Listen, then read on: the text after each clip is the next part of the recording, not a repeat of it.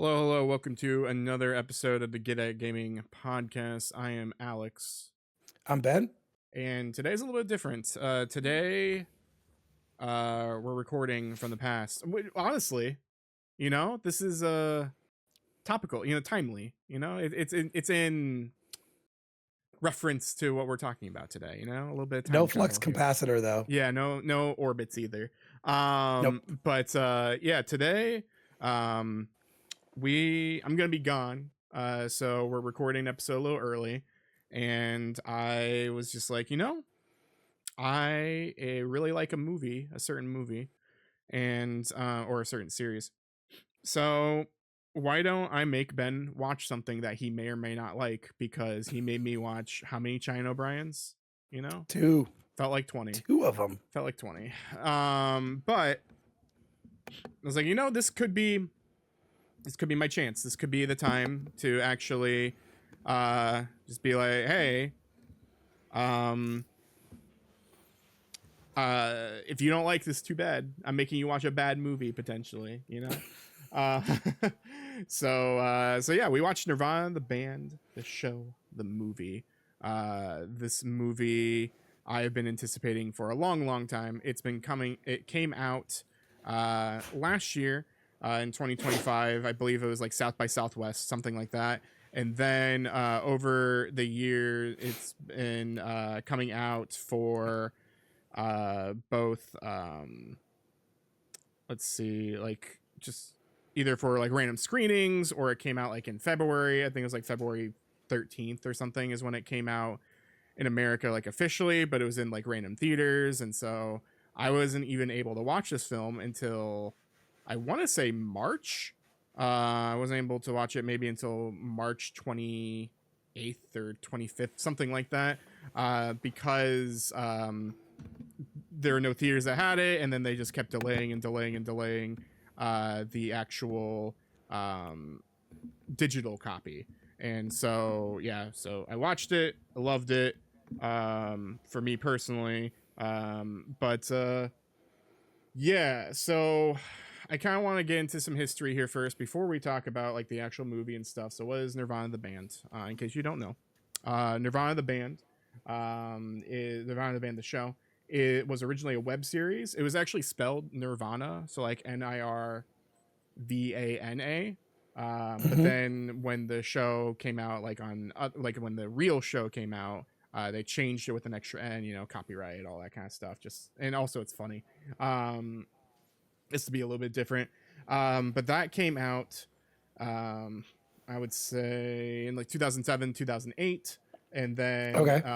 that show was basically kind of the same premise as all these other shows are, where it's just, hey, these two idiots in Toronto are trying to get a show at the Rivoli. They're called Nirvana the band. They don't really have a band.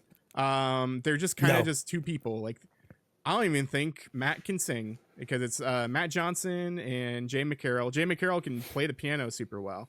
But yeah, Matt Johnson is just there, and they're just trying to get a show at a place called the Rivoli, which is where a lot of like famous people end up playing in Toronto. And so that's why in their minds they're like, oh, if we get a show at the Rivoli, then that means we're famous, and that means we can do things.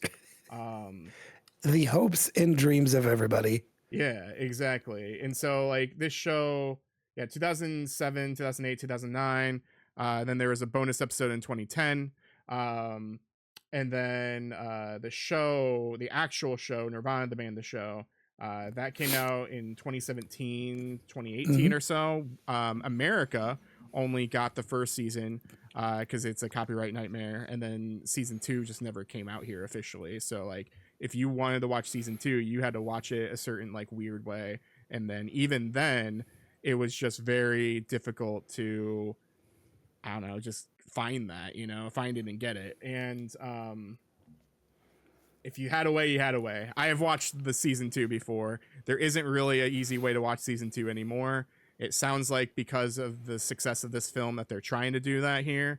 So I think that's why it's kind of been delisted and stuff. But yeah, the show with 2 ends, or I guess 3 ends technically, 2 ends at the end, started and aired on Viceland There was going to be a third season. Eric Andre is actually in one of the previews for one of the seasons. Like Really? he plays Matt, or like a Matt type person, and he's like writing stuff on the very inappropriate things on the board. Well, it's Eric Andre. Yeah. So But like, yeah, so like there were other things. There was a season 3, but it kind of just got scrapped.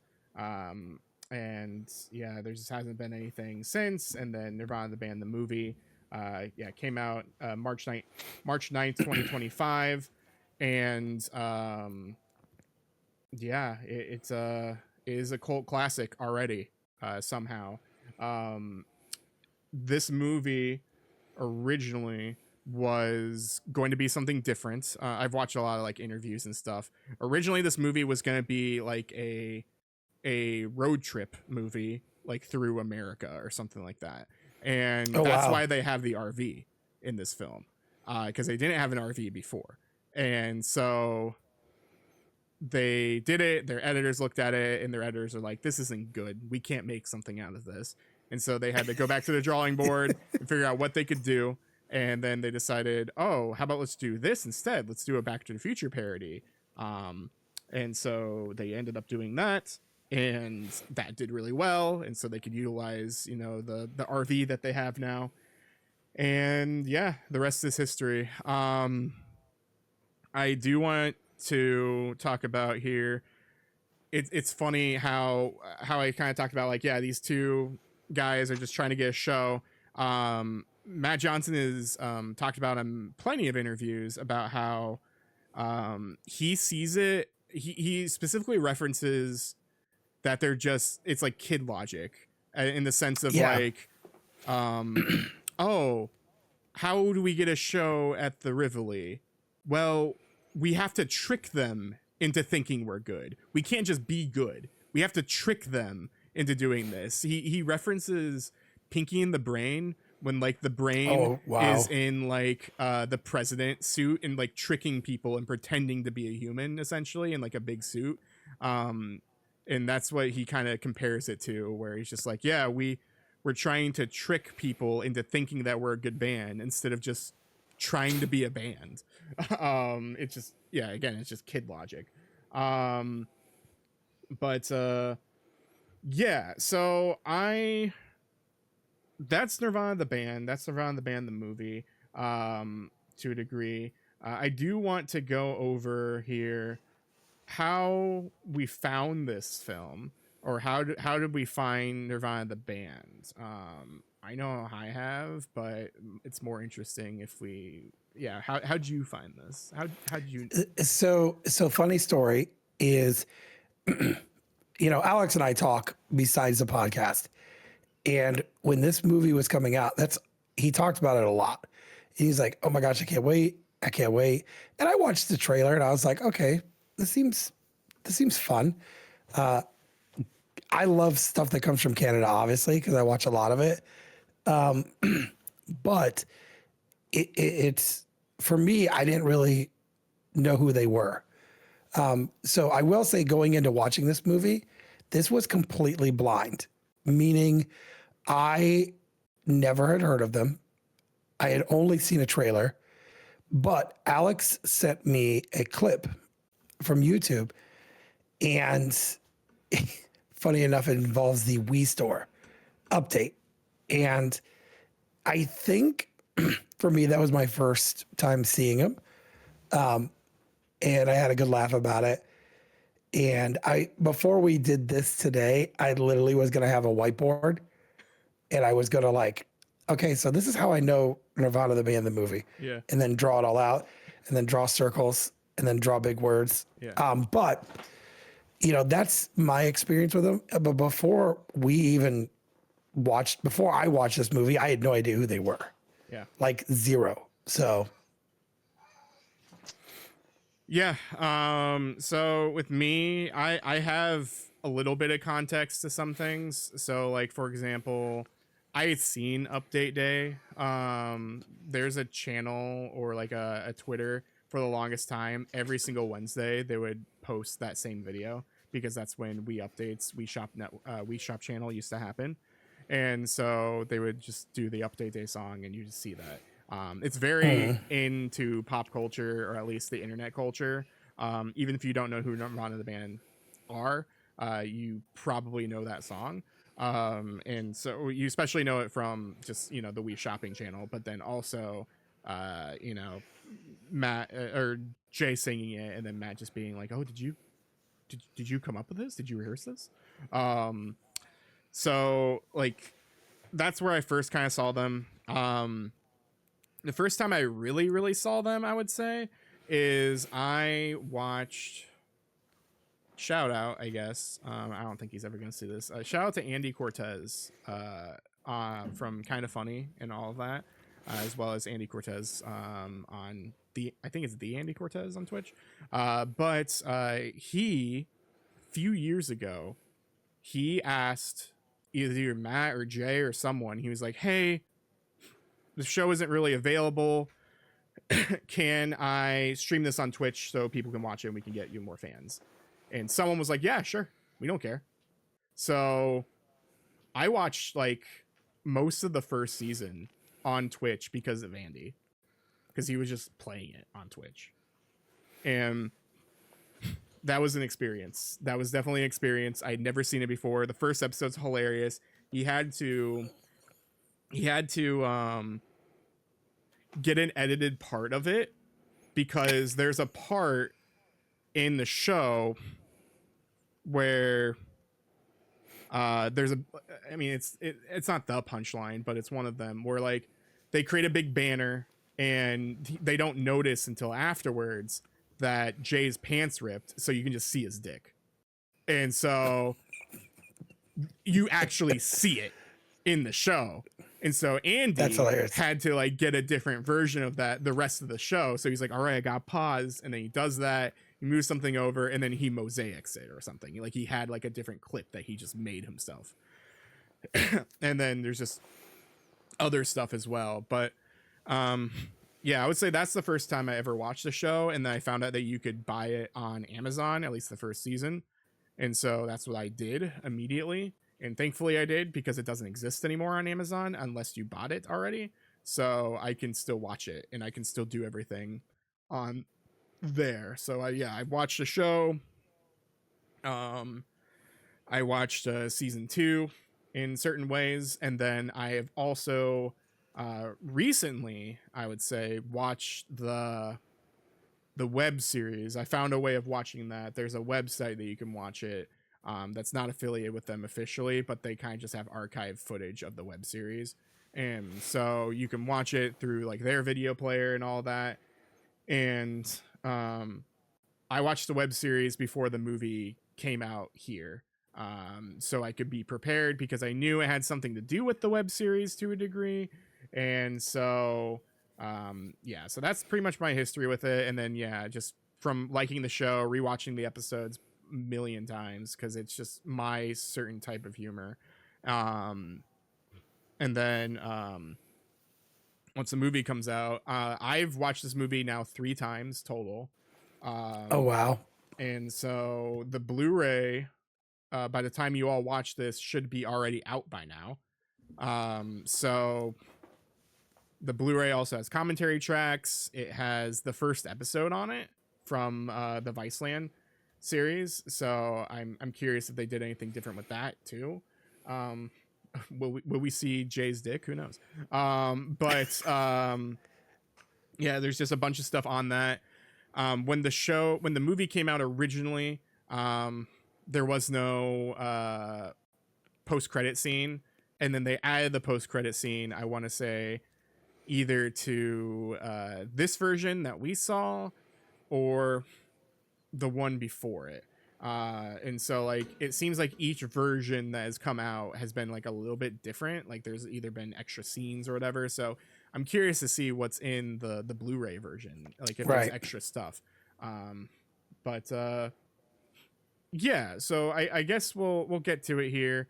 And obviously I already said what I think about this film without any spoilers or anything.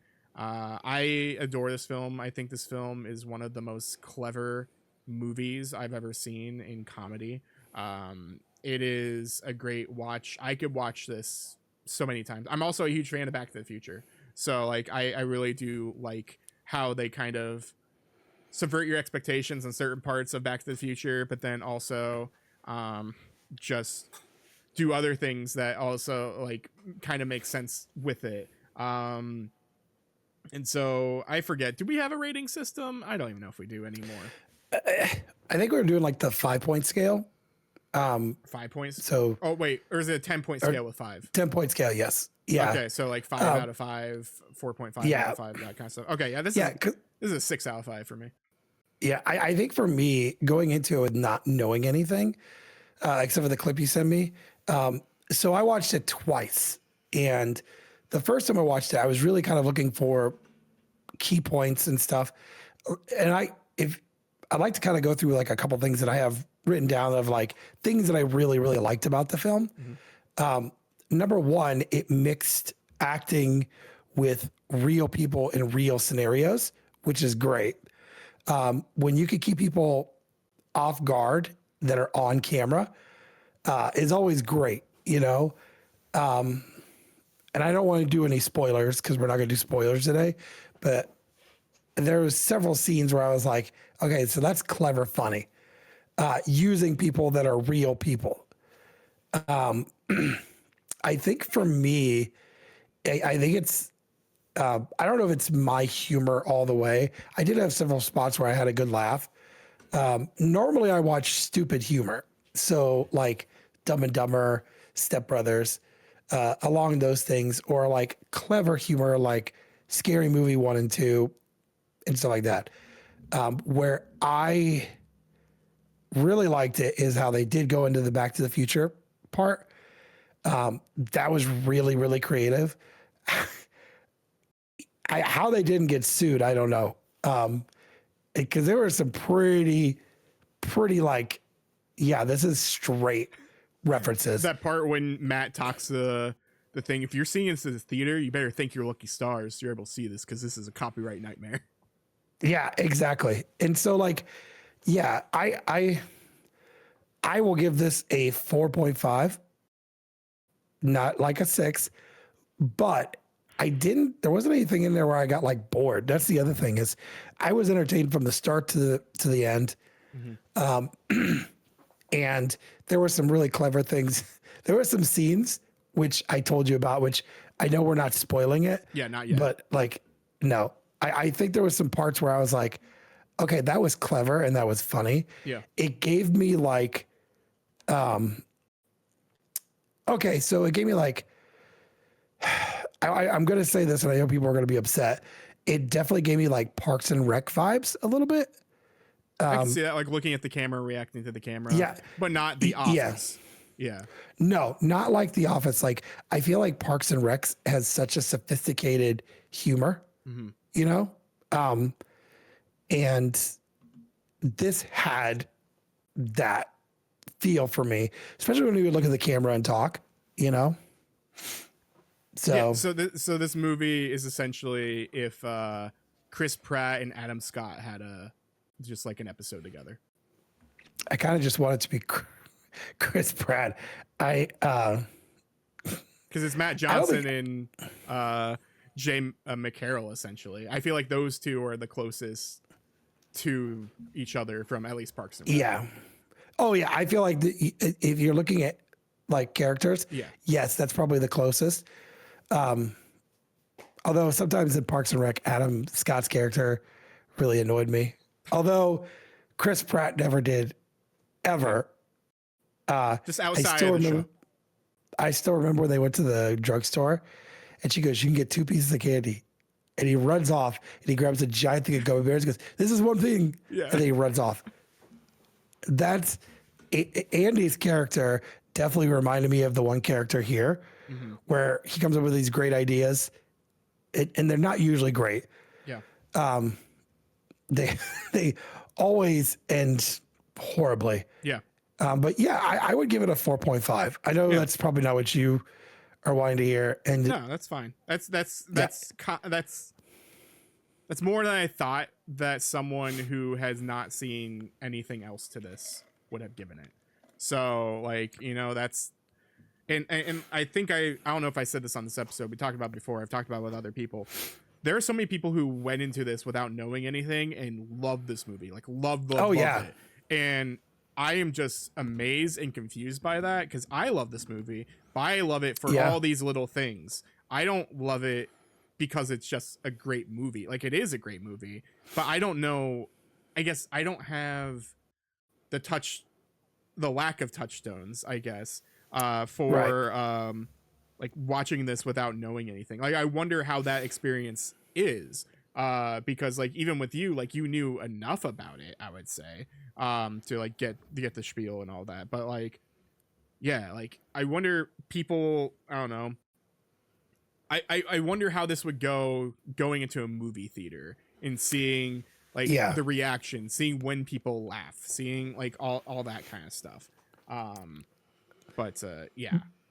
Before we started the podcast today, we were talking like, do you know what this reminds me of is when we did our review on Onyx the Fortuitous. Mhm. So that movie, I had heard about it, I think it's through TikTok. I had followed him. He used to be on the Nerdist show. But I was like, this seems pretty funny. The character is. And so before Alex watched it, I said, hey, and I didn't know this either. He has a ton of clips on YouTube, some huge clips, even including the Onyx show that's done out of his garage, his mom's garage.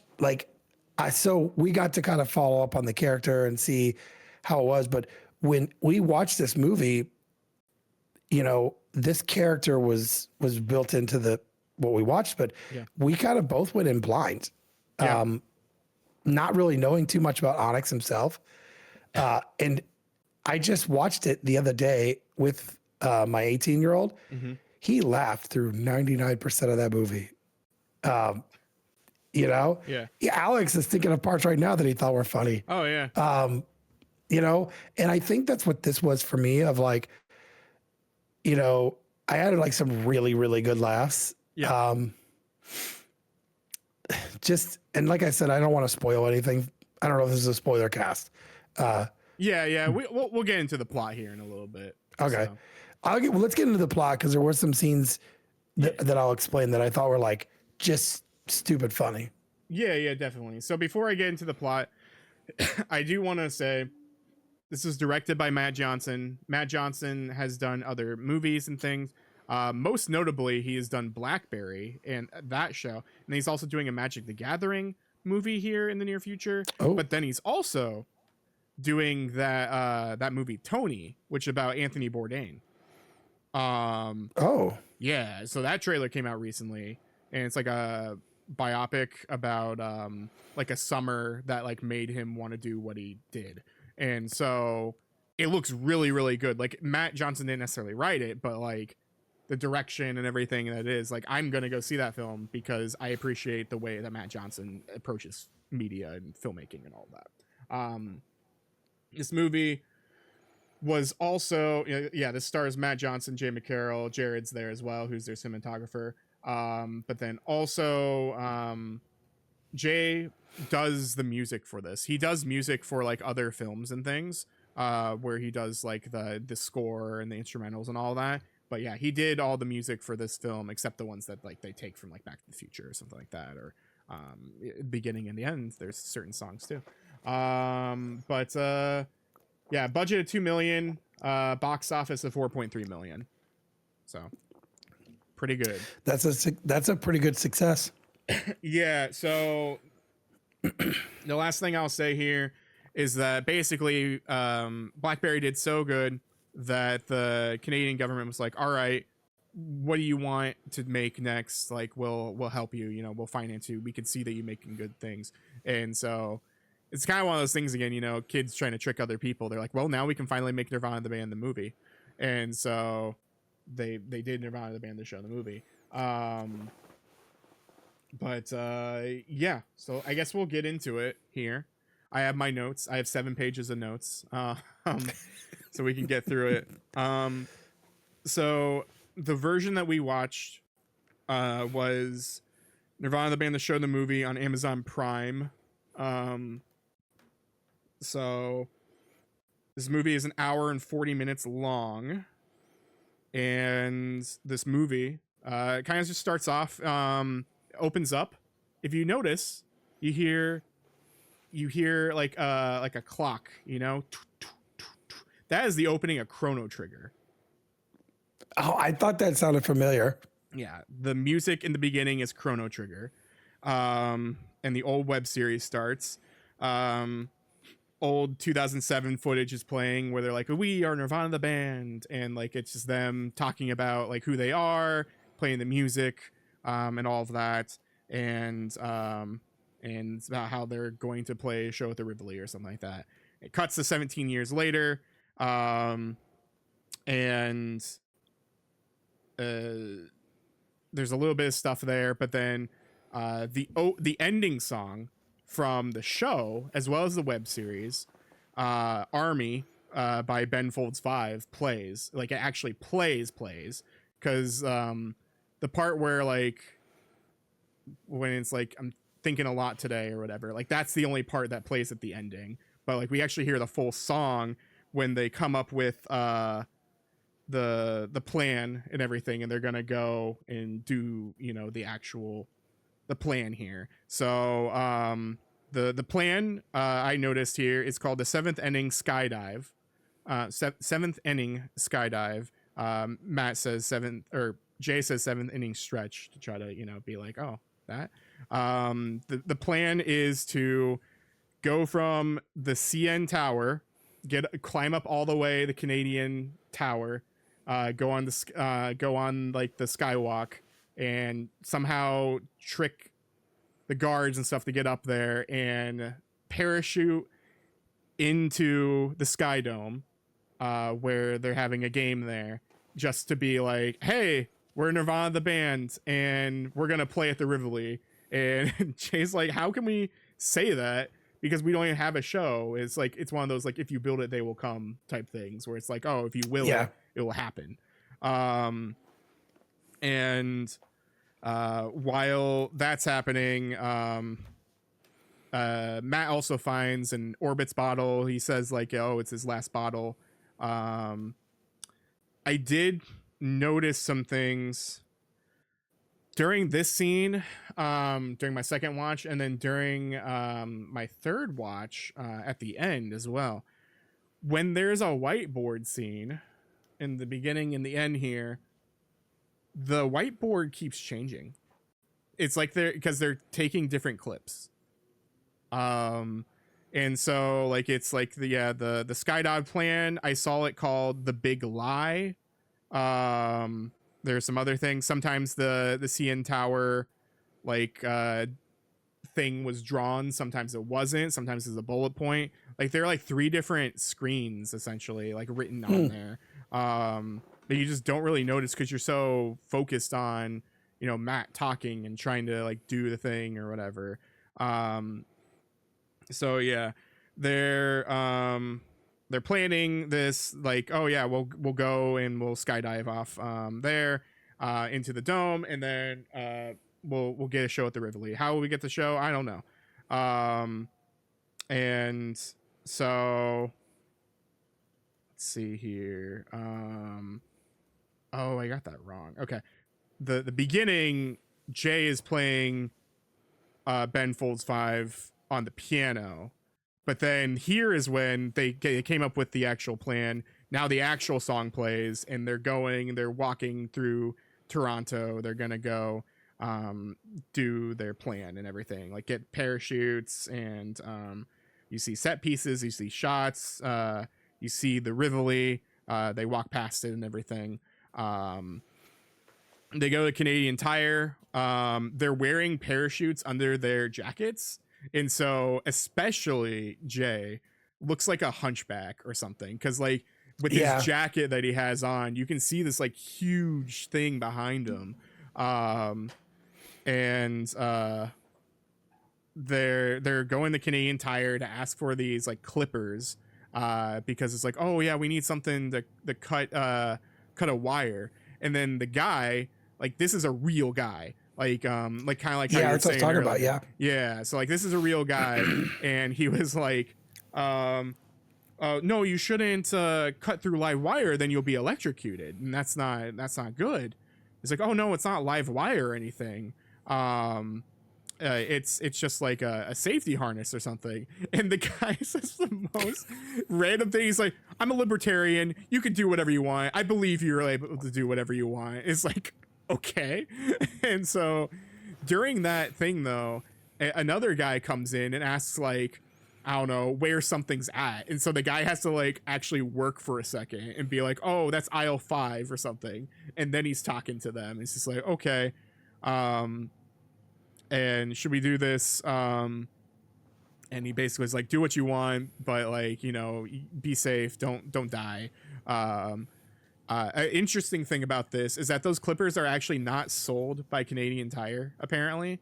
That's why I heard in like one of the interviews, like they had to like bring it themselves and pretend that they were buying it just to like have the shot. Also, there's apparently like 5 other Canadian Tires that I've heard about where like they tried the same thing and like it was either like too normal or like they got weird looks or something. And so this was the one that actually worked. And so like that's the thing with like this, you know, live recording and stuff is that like, you know, sometimes it works, sometimes it doesn't, but if it works well enough, it can make the story go somewhere else where you didn't think it was going to go. And that will play into here a little bit. So then they get the clippers, they're going to go over there. They're all looking weird. They're walking past the CN tower. They're going to go there. Did I write? Yeah, I wrote, look, Spider-Man. Cause Matt sees Spider-Man. There's like some Spider-Man statue where he's like holding like a guy or something. It's like one of those like you see in New York where they take pictures of people. Yeah. Yeah, because he had like a girl like on his shoulder or whatever. Yeah. Yeah. That clip was funny and it happens more than once. Yeah. So like, yeah, because I wrote, yeah, look, Spider-Man, that Matt says, and then like it pans to it for a quick second. Matt starts talking to like this girl or something and asking about the CN Tower. And then he's like, oh, wait, who are you? Oh, my name's Matt. Are you from here? Or are you visiting? Oh, well, welcome to Toronto, you know, like enjoy your stay. And like very genuine of just like, who knows who this person is? They're just like a random visitor. They're not from here. And he's just being a nice guy. And like, that's the difference between like I've heard this and I agree with it to a degree. Where like that's the difference between like this type of comedy and like other types of comedy where like normally when you're doing something with a live people, it's at their expense. You're making fun of them, you're pranking them, you're doing something. Whereas with this, it's just they are set pieces. They are the environment. They are never put in a bad light. They are just like, oh, there's a person here. Nice to meet you. How you doing? And so I really do appreciate that about this movie. And then, yeah, they go through the security. Matt gets stopped for the clippers and they say, why you need those? And he's like, oh, well, they cut my pants because like his jeans just have like holes and holes in them. And they're like, oh, okay, well, we just got to ask everyone. Okay. And then they're like, call on the walkie-talkie. It's like, hey, this guy has some like clippers. Can he bring them in? And they're like, what are they for? He says to cut his pants. Let him through. Okay. And so they let him through, which wasn't in the original script. They thought that they were going to get stopped and they have to do something else. So seeing actual security just let them in with these clippers. And so then they're like, okay, is that easy? All right, we don't have to write something now about like how do we sneak in these clippers or whatever. Right. That's what I thought was funny was like they're going through security and a metal detector, and I was like, yeah, how they got through with those is mind-boggling because that would never. It wouldn't happen in America. That would really happen. No. Well, yeah. Yeah, definitely wouldn't happen in the U.S. But yeah, it's just funny. Just like, why you have those? Oh, for my pants. Okay, you can go through. All right. So they walk through there, and Jay sees like the skydive or the skywalk stuff. He's like, oh, we're going up there? That's really high. Oh no, we're going up there? And so they get up there, they get dressed. You see this like zoom in of like Matt like putting the clippers like in his pocket, like pulling them out, and it's like very like dramatic. They go out the skywalk, and you see it from like the point of view of like the skywalk person and then some other people, and you see on the skywalk, but then you also see on a security footage where like this is clearly, you know, like green screen type stuff, but like Matt grabs his clippers and cuts the harness for Jay, and Jay's like freaking out because he's really scared about being up there, and they both cut the harness, and he pushes Jay off and they jump, and you hear the mic just like cut in and out. Like there's so much wind that the first time I watched this, I had to like turn it down because I was like, oh wow, this is really loud. Yeah.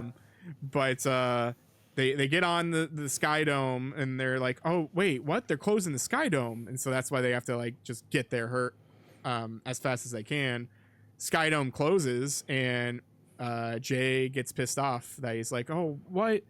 We came up here for nothing. The Sky Dome's closed. And he's just mad, which happens in like the show as well. There's a couple episodes in the show where he's like, Matt, I'm leaving the band, and like all this other stuff. So like this is in character for Jay to be like, I'm better than you. I'm gonna leave. All your plans are stupid. This is dumb. And so you hear like sirens and stuff like that. You see them shaking like firefighters' hands. They're walking past the Rivoli, and it's like, oh, it's kind of late. What time is it? And they ask someone at the Rivoli, what time is it? 9:03. And then shortly after that, they see that the CN Tower is hit by lightning. They're like, oh, whoa, that's amazing. That's you don't see that every day or something like that. And while they're passing by, they see like these guys like walking into the Rivoli, like who are a band and who like have a band going. It's like, oh, are you playing? Oh, that's awesome, or something. And just Jay's just looking really pissed about the whole thing, just like all just sad and wet and everything. He see, so he they come up with they get home, and Matt is like, oh well, that plan didn't work, we'll come up with a new plan, because like that's just his thing, like just come up with plans. And he comes up with the time machine plan, which is pretend to be from the future, and they'll be like Back to the Future. They'll deck out the RV, and they will, you know, just try to trick people, and somehow pretending to be from the future will get them a show at the Rivoli. I don't know. It's stupid. It's always a stupid plan. It doesn't make any sense, but whatever works. And Jay's just really, just really depressed, and he's just like, no, I'm going or something. I'm going upstairs. I'm going to bed. And Matt's just like, oh, we're going to play Bird's favorite game, because he calls Jay Bird occasionally. So he's like, oh, we're going to play Bird's favorite game, and it's like an airsoft gun with like little pellets, and he just like grabs the gun and just starts shooting him, and he's like, oh, I'm Batman, or you're Batman or something like that, and he just starts shooting him. You see Jay just wet and depressed, and he's like, I'm going to bed. So he goes up to bed, and then Matt's like, yeah, I'll work on the plan. And so this part is probably the copyright nightmare, one of them, where Johnny B. Good starts playing, and he starts just watching Back to the Future. Like that's what Matt's doing. He's just watching Back to the Future.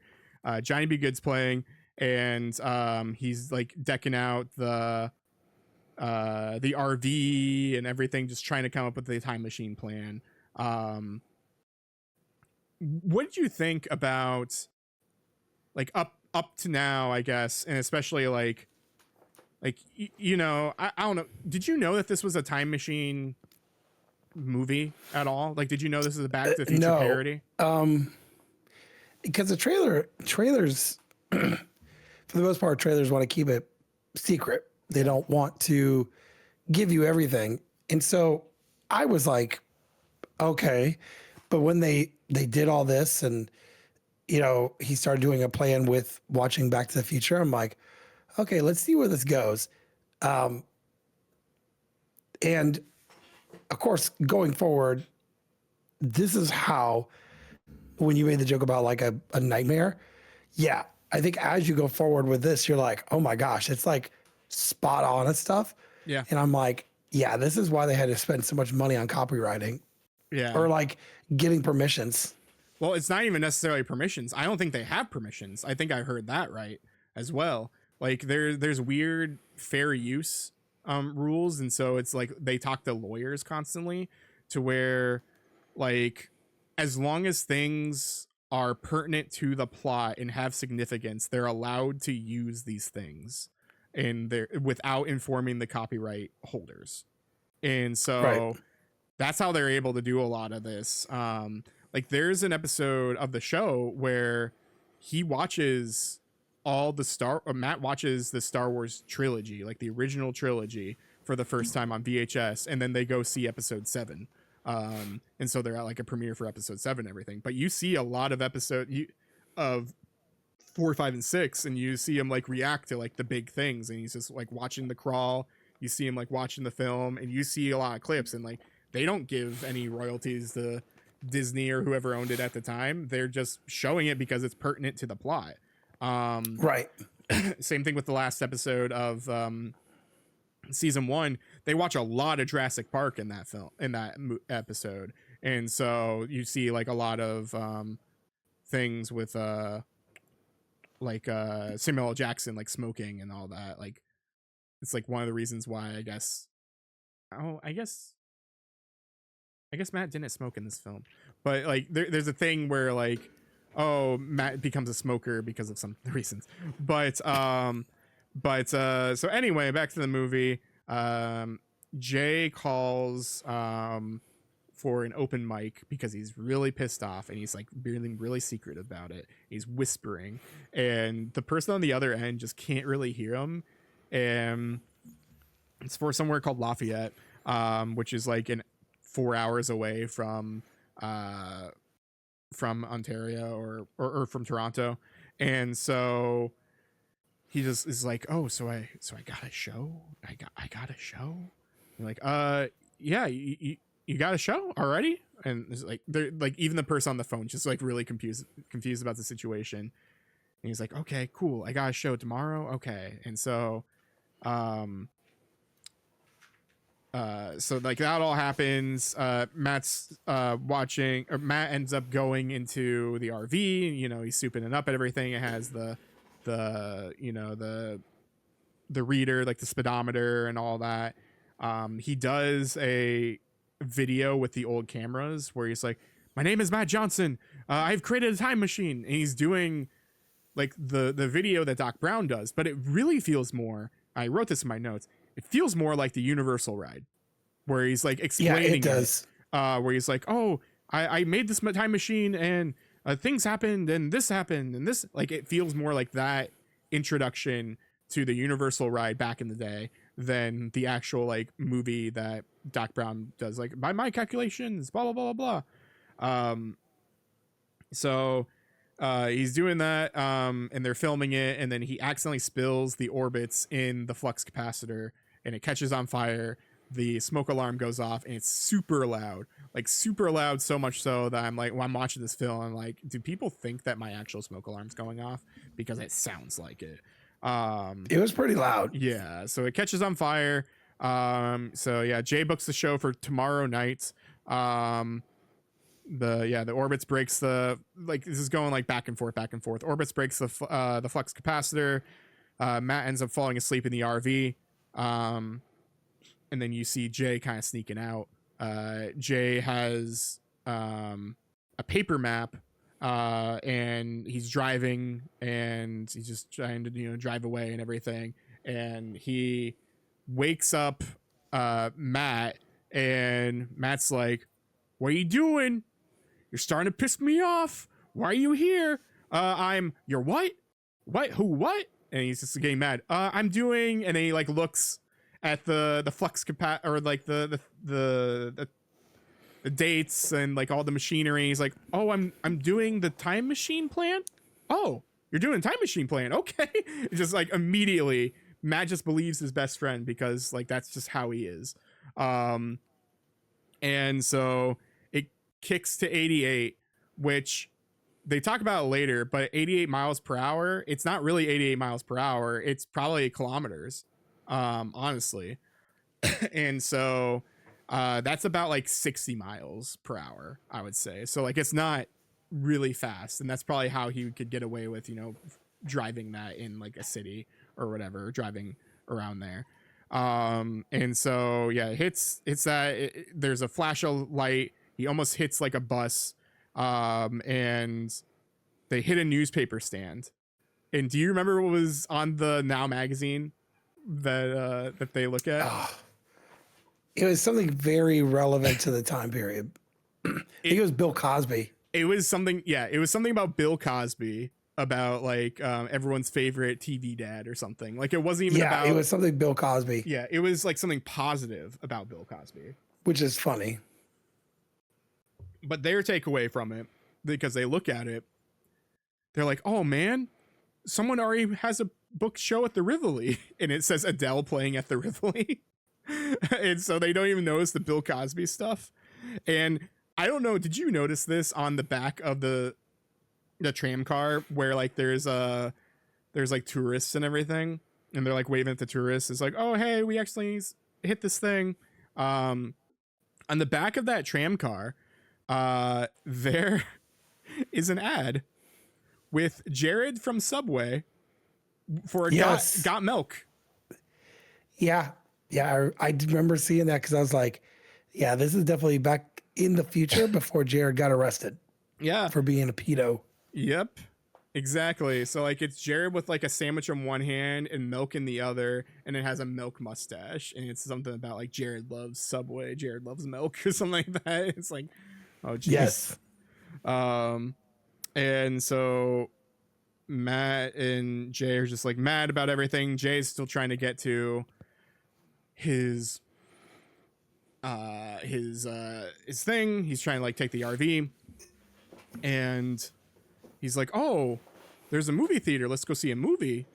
And you see on the movie theater it says sneak peek movies, Hangover, Hancock, and Hellboy 2. And so they go, it's like, oh yeah, we'll go to a movie. Yeah, that's fine, that sounds fun, Bird. And he's like, yeah, it's dark in there. What? No, nothing. And so they go to the movie, they go see The Hangover, and they go sit down, and Jay comes up and he's just like, oh, bye Matt. And I'll never see you. It's nice seeing you or something. He's like, okay, leave, go to the bathroom. And they're just watching the movie. I wrote it in my notes. I'm not going to say it out loud, but I wrote it in my notes. But they're watching the movie. Jay leaves the movie. They're watching The Hangover, and a very dated joke happens, like a derogatory way of saying something. And it's paging Doctor whatever. If you know The Hangover, you can look up that scene. And the whole crowd is dying laughing. And it zooms in on Matt's face. He looks around. He's like, wait, what? And he runs out and he goes back in the RV. That's where Jay's at. He's like, it's 2008. Like, he's like, what? He knew it was 2008 because of the dated just humor of that, which is just made me laugh out loud. Like, I don't know about you, but like that was like the most hilarious joke of that film so far. I had a good laugh with it because, yeah, that that was something very, very dated. But where I thought was funny was, by the way, I just have to say that both these men have very good cardio, because there was a lot of running, a ton of running. Yeah. And I almost felt like the one character felt like Doc Brown, getting super excited and like, yeah. You know, oh no, especially when you start talking about the rules of like going back in time, like he embraced Doc Brown. Yeah. You know? Yeah, definitely. Yeah, Matt realizes from the laugh that they time traveled. They go back. It says September 26, 2008. Um, Jay leaves for a bit, and then he finds out it's 2008. He goes back and it's like, hey, Matt, we're in 2008. It's like, I know, I just told you. And so there's a whiteboard in their RV. He pulls it out, and then there's a whiteboard there. And he does the dot, you know, the timeline, and he like dots it. We're in 2005, we're in 2008, and we need to get back to, or we're from 2025, we're going to 2008, we're stuck here now, but we need to get back to 2025. He's like, it's like the Ashton Kutcher film Butterfly Effect. Yeah, that was funny. Yeah, and he's like, oh, maybe don't touch anything, don't mess anything up, because maybe I'm a drummer or something in an alternate timeline. And so they find out like, oh, the orbits is the key. Like this drink, I spilled it, but the flux capacitor is fixed now, so we have to go get orbits. That was my last bottle, but we found this whole case, so they have to go back to their old apartment. And so they're like, oh, well, for this 2008 bit, we can't, it'd be really hard to fake it, but we can't film it, so it's not gonna be on film, because you guys have fancy cameras, you look like you're from the Matrix. And the Jared or someone's like, we could use the old cameras there in the RV. Okay. And so this is how they kind of like do old versus new. They're showing old footage from their old 2008 and kind of meshing it into like this this film. And so a lot of this movie is actually in 4:3. How'd you feel about that, watching a movie in 4:3 from 2025? I mean, I didn't I didn't have a problem with it. I think it adds to the artistic value of it. You know, what was it? I was trying to think of it's kind of like when movies do black and white, right? What was Werewolf by Night? Yeah. A totally different movie. They did a color one, then they did a black and white one. And I watched both versions.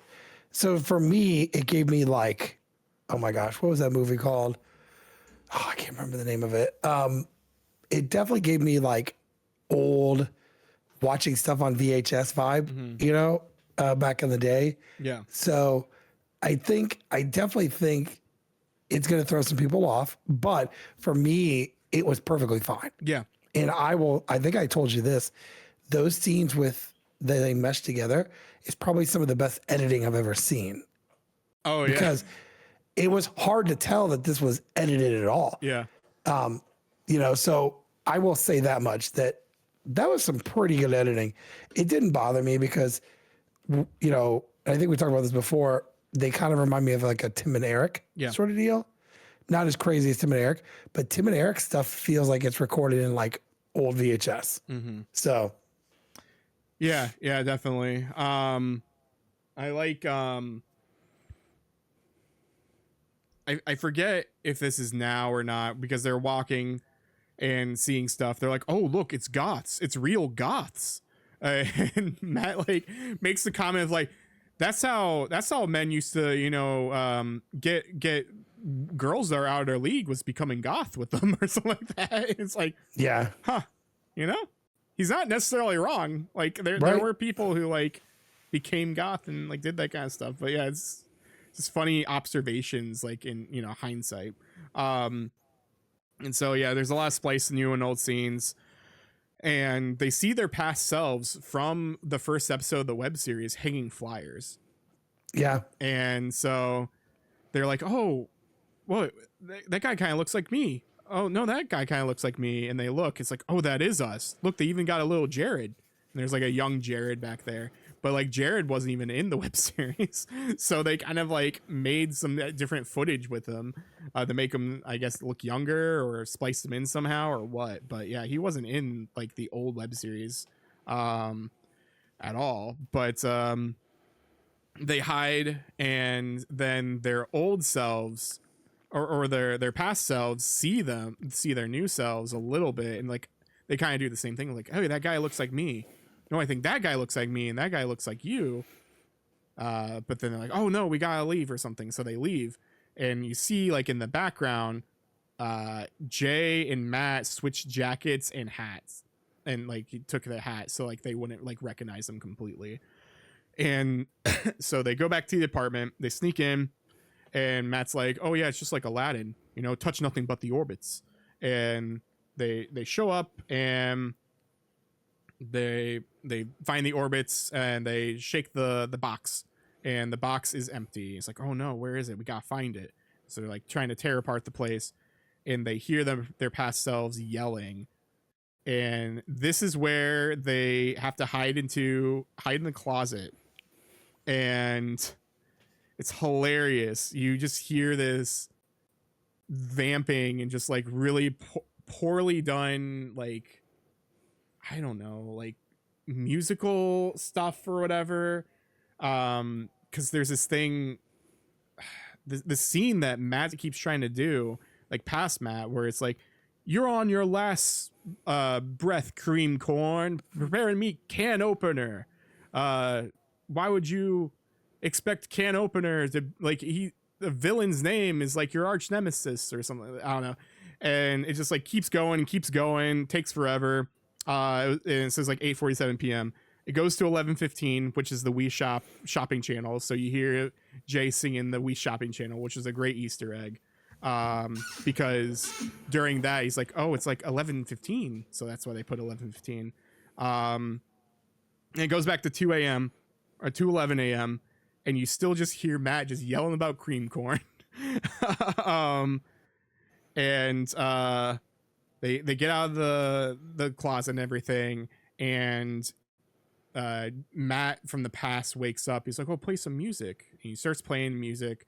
I think it's another song from Chrono Trigger. I think it's Frog's theme, if I remember correctly. I think it is, yeah. But yeah, he starts playing something. He's like, no, play something else. I heard that before, something new. And so something new, Jay plays this new song that it seems like he's never played it before. So Matt goes upstairs and like tries to sneak into like the room and everything, grab the orbits. You see a past Jay wake up, and this must be spliced as well, because I still think that's young Jay. Like, I think this is actually still just young stuff that they just filmed and they just changed. That's what it looks like. Like, the only thing I would say that might be like new stuff is like when Jay is like sitting at the TV here in a little bit, and it's like a younger Jay talking, but he still looks younger. So like, I don't know if it's like CG'd or deepfaked or what, but like he looks like young Jay has a different face than current Jay. It's not just because of facial hair. It's just like he looks more lanky. I would say, like, in the past. But Jay from the past wakes up, and Matt's just like, oh no, I'm just a cryptid. This is a dream. I'm here to give you this song. You can play this song. It's a dream. And so they go downstairs, and it's like, all right, cool, let's go. And then yeah, Jay comes downstairs. He's on the TV. He's talking about how he has to go like visit his parents or something because his grandma's like not doing too well. And he's like, oh man, I'm not looking forward to getting old. And then Jay says, if you have a best friend, you won't notice getting older. And so that makes like Jay realize like, oh, I was wrong to like leave, try to leave the band and everything. And Jay tells the truth. He's like, oh, I was going to leave, but it doesn't matter anymore because like I appreciate your friendship and you're right about this and that. Matt gets completely upset about it, goes back into the thing, and he's like, oh, I won't wake myself up. And he like jumps on the futon, and he erases everything on the board and writes, don't play at the Rivoli. And he's like, okay, we'll go, we'll leave. And so they go time travel, and they go back 2 days earlier in 2025. He's like, I'm going to do the skydiving plan without you. It's like, okay, sure. And like, this is where they time travel back, and Matt wakes up without Jay. There's nobody home. There's a drum set because he said, oh, maybe in a different timeline I'd be a drummer. And so there's a drum set there, and these 3 guys come out, and like even Matt like is like, oh, you're embodiment of Matt Johnson. You're this, and I guess you're my sensitive side. I didn't know I had a bit of Asian in me or something like that, because it's like 2 white guys and an Asian guy, and so because they're all just acting like him. It's like, oh, how we get this plan? We're gonna do this plan, and he's like, oh, okay. This is a joke from Jay McCarroll. Jay McCarroll put you up to this. Haha, Jay. Haha, very funny. And he like takes off his jacket, and there's a tattoo of Jay McCarroll's face with his signature. He's like, why do I have this? And all the guys are like, we all have this. What was this plan for? To get Jay McCarroll concert tickets. Oh, because Jay McCarroll's a famous like musician now. Yeah. And you're in a Jay McCarroll cover band. So he's a drummer in a Jay McCarroll cover band. But like, how do you think about seeing how'd you feel about like this weird, like, oh, they're back in time. Obviously stuff is going to be different, but how'd you initially feel like, oh, haha, very funny. Wait, this is weird. Wait, there's now 4 Matts in here, you know? Yeah, I feel like this is the only part why I didn't get a 5 for me, is because it just kind of felt like the joke was playing too long. You know? I mean, because at this point I was like, I wonder how much time is left, you know, which is not a good sign. But it wasn't awful. I thought the 3 different personalities that were like him were pretty hilarious. The tattoos. But it did feel like at this point it was dragging that joke out further. Yeah. You know? And at this point I was like, man, I only have like 20 something minutes left. Yeah. Which was good, but it was just weird because I was like, I thought I'd have more to kind of explain this situation and going to the next. But no, like at this point, there was only like 20, 25 minutes left, I want to say. Yeah, maybe. I forget, but like maybe a little more than that. But like still, like, yeah, there was definitely less time for sure. I agree with you. I would say that this joke was played out a little too much, but it's also or a little too long, but I feel like it is because Matt is slow, so the realization has to be slow. Yeah. And so yeah, they find out like, oh yeah, what's this? It's a plan to go see Jay McCarroll. It's like, okay. Matt leaves or whatever. He looks at all the billboards, and you see like Jay on like literally everything. Comes back. And the guys are like, oh, hey, we did it, we got backstage passes. And so they got this meet and greet thing. They go to a concert, and Jay's playing that song from The Dream. So apparently Dream, like in the past, Jay heard that song in that dream and then realized, oh, I need to make this a real song. And so yeah, they go to the meet and greet, meets Jay. Jay doesn't remember him. Matt gets kicked out. This is another huge laugh I had.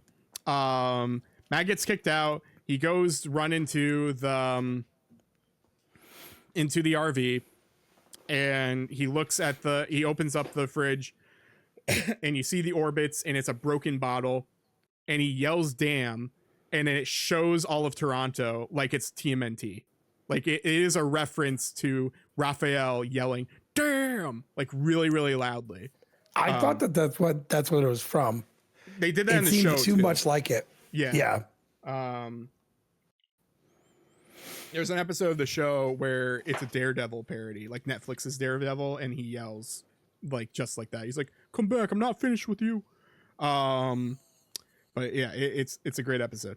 It yells, and then there's a Jay montage of like Jay just doing Jay things. He's on Ellen. He's in the whatever. What's the thing with the person? Who's the person who people don't like anymore? like car karaoke. Oh yeah. Oh gosh, James something or other. Yeah, I just know Zach doesn't like him. Nobody really likes Yeah. him. He's kind of a horrible person. Yeah, but that guy, James Corden, is that his name? Yes. Okay, but yeah, there's like deep faked or whatever of like, yeah, Jay being like on Ellen, being scared of clowns, Jay being in, instead of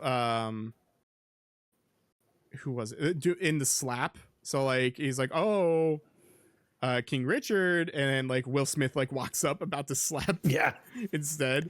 And then yeah, it just kind of goes through some stuff that happens instead of real life events, but just with Jay. And it kind of just goes into a podcast, and there's like, all right, who's your best friend? Like, oh, this is a great honor. Like, this is cool. Like, you're on this big tour, you're doing awesome. Who's the person who you would call to like who you do this all for? And he's just like freezes. Who's your best friend? And it just then it does a check at it, like from a different perspective. You realize this is like Back to the Future in the case of Jay actually remembers everything. And like, I agree for you where like, oh yeah, it kind of felt slow. It was kind of dragged out. But then once you see this montage, but then also once you realize Jay was faking it all, like he is also from the future, from the past or whatever, you know, like he's part of the time travel shenanigans. It makes it like more funny in the sense of like, oh, he was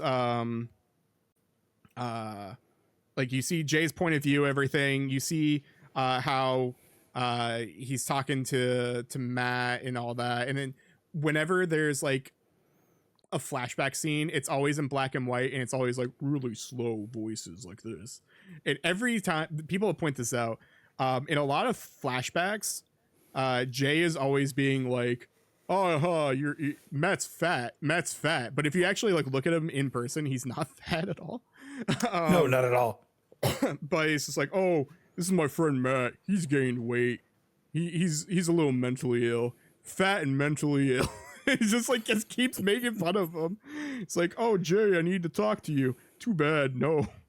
And you just like see what's happening, and you see the point of view of like after that, you see Jay run all the way to the RV and go inside, see the orbits, smash the orbits, put it back in, run out the door, and then at that point you see what we already saw with Matt running through the other door, checking the orbits. So like everything happened like so close to each other.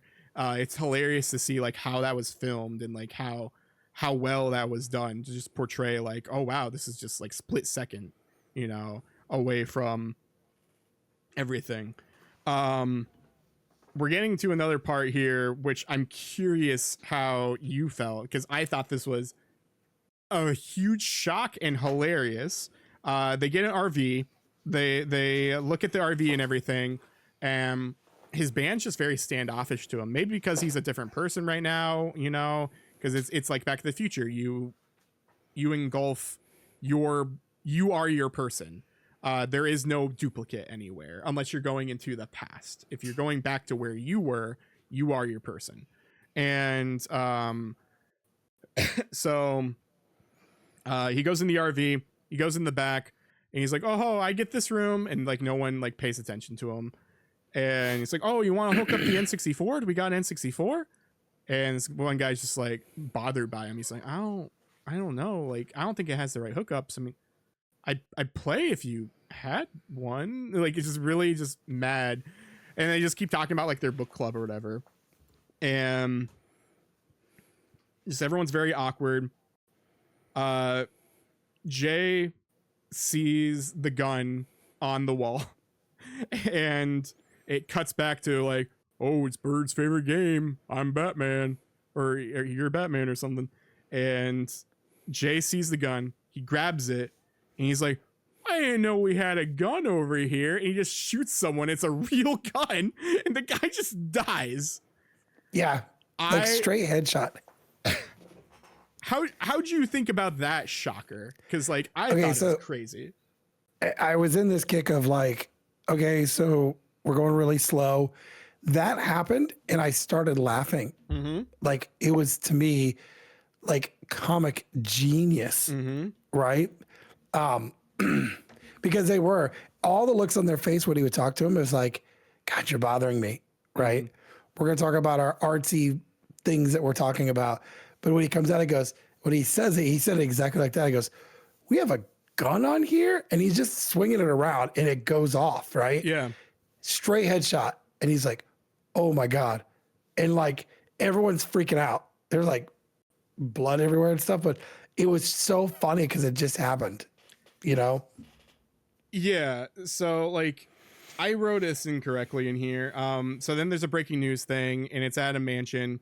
So I believe that's actually Drake's mansion. There was a shooting or something at Drake's mansion a few years ago, and they utilized that and used his mansion and all of that, like the background and all of that, the news reporting to be like, oh, that's Jay McCarroll's mansion. And so like that police report, like that policeman is real. That's from the real stuff. They were able to sneak into it pretending that they were free press. That's how they were able to film like the actual stuff in there and film from the perspective of like Jay running away while like everyone is like, while the police commissioner or whatever is like giving a statement about the whole issue,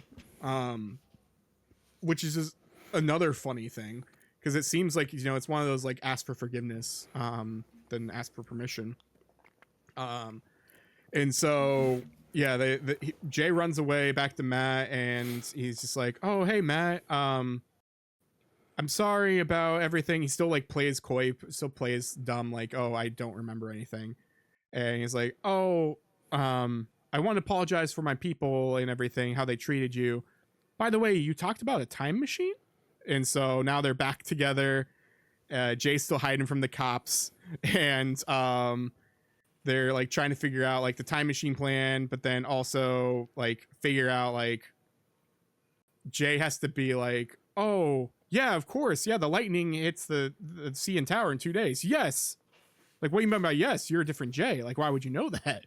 It's like, "Oh no, I meant instead of oh yes, I said oh great. Did you say oh great? Yeah, okay." It's just like just very much, I don't know, just the way that he works. There's a song in here that is hilarious that doesn't deserve to be this funny, where they're trying to come up with like, oh, what do we need to do? Like, what is Orbit's made of? It's made of sugar something, and it's like doing the drums and everything. And Matt's like, well, it sounds like a rap from the 80s about like the alphabet. And he's just like, we got your A, your B, your C, your D, and your G. That was pretty funny. He's like, and then Bill Cosby starts walking up on the floor.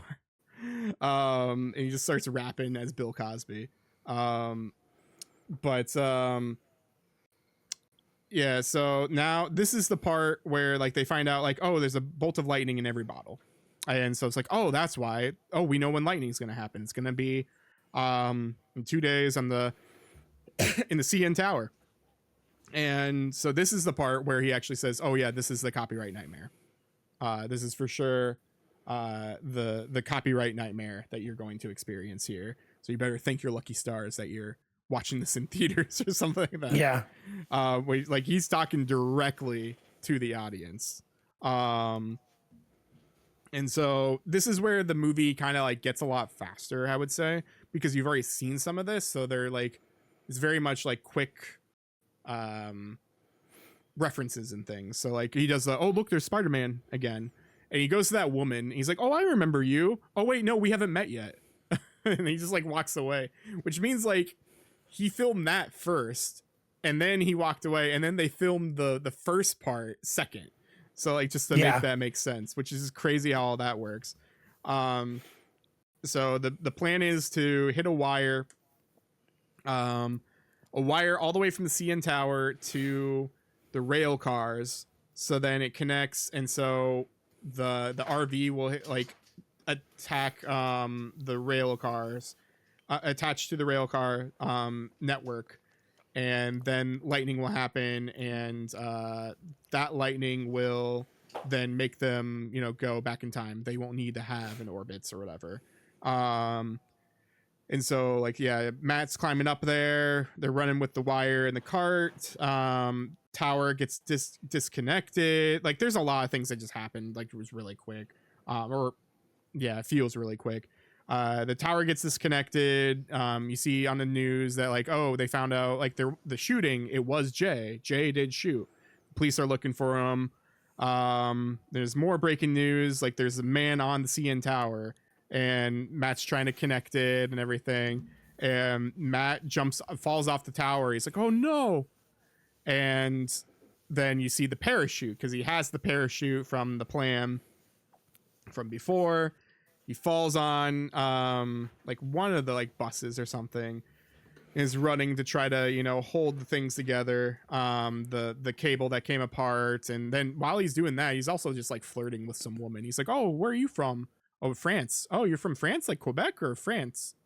And he's like, oh, can you hold on to this walkie-talkie for me and just hit this button? Hey, Jay, something. And this is a real person. Yeah. This is not like an actress. Yeah. This is a real person. She seemed a little drunk. She did.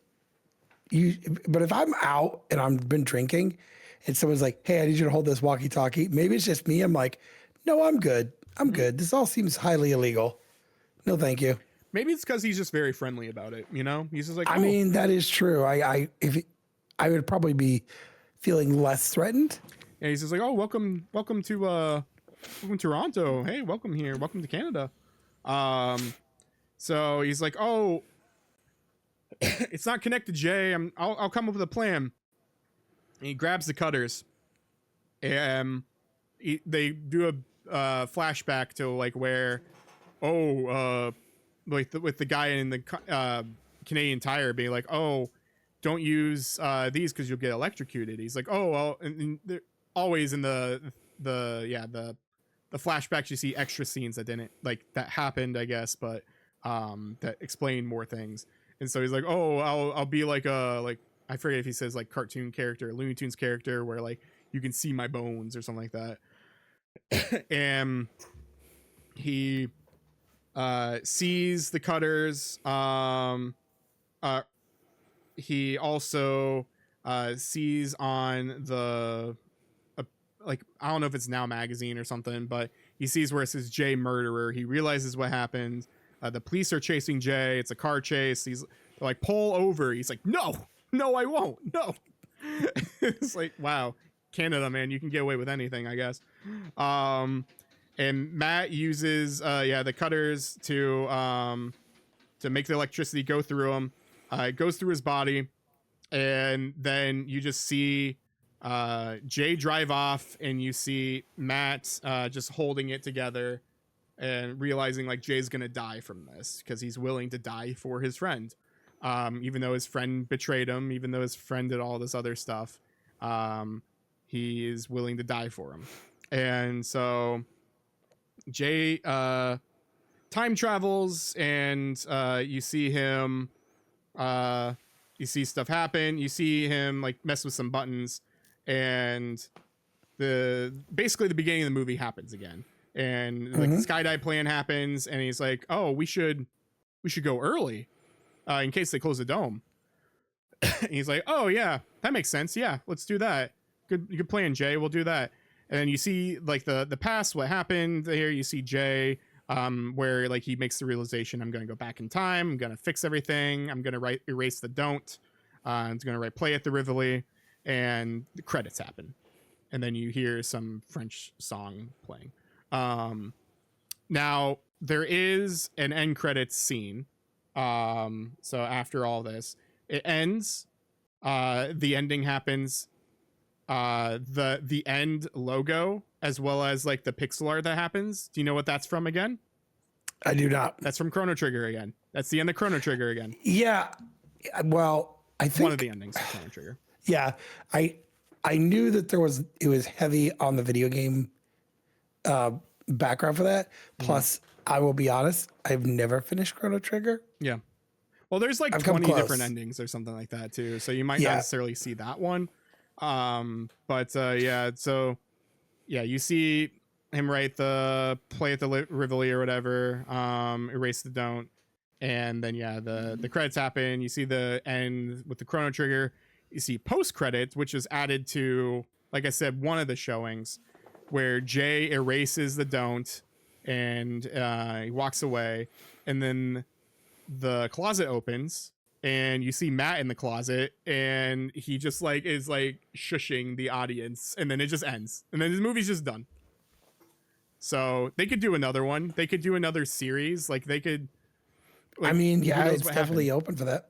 Yeah, and like there's ways of like looking at this as well. So like people have kind of also made suggestions or fan theories about like, well, there are some episodes that happened in the web series that also happened again in like the show. So maybe this is a way of them retconning the web series and like making the show like the real thing that happened for like these other events. Who knows? But what we do know is that they had a lot of footage that they could use, and yeah, they pulled it off. They pulled off They this did. crazy movie. Um, so what was your favorite part of this film? Now that we've talked about everything spoiler wise. The scene where they were going to the tower and they were talking to the security guard, and he just is over the walkie. He's like, hey, he has these things which would never happen in the States. You can't take it because there's a weapon. So that was like the crazy part, was that, you know, so I thought that was pretty funny. I think the thing where he found the gun was pretty funny. Some of my favorite stuff as well was like talking to the woman from Brazil twice, right? Just her expression. And again, I love when they take a good movie and people don't know they're being recorded, and yet they are, you know? You are right. He was much nicer about it than like other movies. It's kind of like when like you would watch Jackass and they would do some crazy stunt in public, and people are like, what is happening right now? So yeah, I think it was just some of my favorite scenes in the movie. I liked the "We" Yeah, song as well that was in there. yeah, definitely. If now my question for you as a new person in this show and this all this, does this entice, if there was a way to watch these, would this entice you to actually watch the show and or web series? I think so. I think I would want to get like more. I think it would be more for benefit for me, because after we watched the Onyx movie, I went back and watched the Onyx show that was filmed in his mom's garage. Every episode he had arguments with Todd, his mom's boyfriend, which made those scenes with Todd funnier. Yeah. So I think if I could be like, hey, I go back and watch the series, I think it might make the movie funnier in some of the things back and forth. But coming as in someone that didn't know a whole lot about him, I still enjoyed myself. I said, like, there was that small part where I was like, this is really dragging on. Let's do something, right? That was the only part. That's why I gave it a 4.5. Yeah. Cool. Awesome. Yeah. Again, I'm realistically, yeah, this is a 5 out of 5 for me, not a 6 out of 5. But yeah, I really like this movie. This movie did everything that I wanted it to do, and then some. It gets better with each watch somehow, which like you can't say for a whole lot of other films. But yeah, just I mean, I wrote notes and everything this time, but my Blu-ray, by the time this episode comes out, because we're recording early again, I should have the Blu-ray, and so that, yeah, like I said before, that has an episode, that has the first episode on there, but it also has commentaries. It has a bunch of deleted scenes and features and all that kind of stuff. So I can't wait to dive in and watch more of that, just to enjoy this film again in like a different light, just to see what worked, what didn't work, and hear them talk, because it's always interesting hear people talk about their films and like the challenges and all of that. There's a scene it's a deleted scene, or like or not a deleted scene. Someone filmed the part where like you see the fedora like flying in the wind. Someone filmed that while they're actually filming it, and you see Matt, or you see Jay with a like a leaf blower or something like that, and he's blowing that hat in the wind, and then he runs and picks it up, and then they blow it again, and you see all this fire on the thing. Like, they're like, the meme of it was like, oh, this is what a shoestring budget means, because it's just those two just doing the stuff. I mean, yeah, you gotta do what you gotta do. Yeah, but clearly it wasn't a shoestring budget completely. But yeah, this movie is great. I enjoy this film. I will be watching this film way more probably. This is like my new Scott Pilgrim or Spider-Verse, in the sense of like, this is a film I could just put on and just watch whenever I want to. Honestly, probably more so. Like, I think this film is shorter than some of those, but also just like flows a little better, except that one part. But now I know that it happens, it flows better, in my opinion, because I know it builds up to something else. But yeah, I enjoyed this film. I'm looking forward to watching more. Maybe they'll get more seasons. Maybe we'll get some Blu-rays, eventually DVDs. I've watched some more Matt Johnson stuff, so I'm trying to watch more of his stuff as well. Like, I've watched Blackberry, I watched his first film, Operation Avalanche. Yeah, there's a lot more stuff, but yeah, 5 out of 5, 4.5 out of 5. We like it. We think it's awesome. Yeah, this is just a random one-off episode, kind of. I mean, it's still coming out at the same time, but yeah, I'm out of town, so we thought we'd do something different. And was this movie better than China O'Brien? Yes, but you're not saying a whole lot there. Yeah. Although, to throw it out there again, both those movies were made at the same time. That's pretty cool.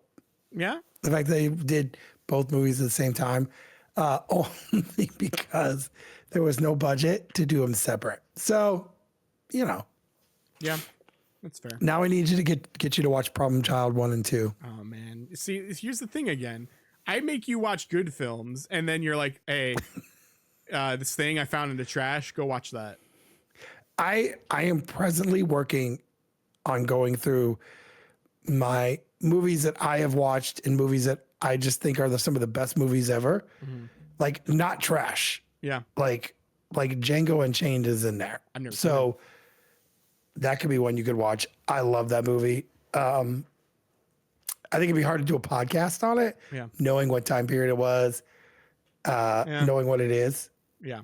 But I am going to get you a movie that you probably never heard of or watched, and we're going to do a podcast on it. Yeah. It'll take some time though, because I can't pull any more of China O'Brien 1 and 2s. That is true. So yeah, if you like this episode, consider following us on YouTube, subscribing on YouTube, subscribe. The light flashes if I say subscribe, so it's cool. So you should subscribe. You can find us on Spotify. You can find us everywhere. This episodes generally come out on Wednesdays, and then for audio, and then Fridays for video, bi-weekly. And we just talk about whatever we want to talk about. And today happened to be Nirvana the band, the movie. Nirvana the band, the show, the movie. Yeah. Do you have anything else to say to the people, Ben? Just to get at it. Get at it.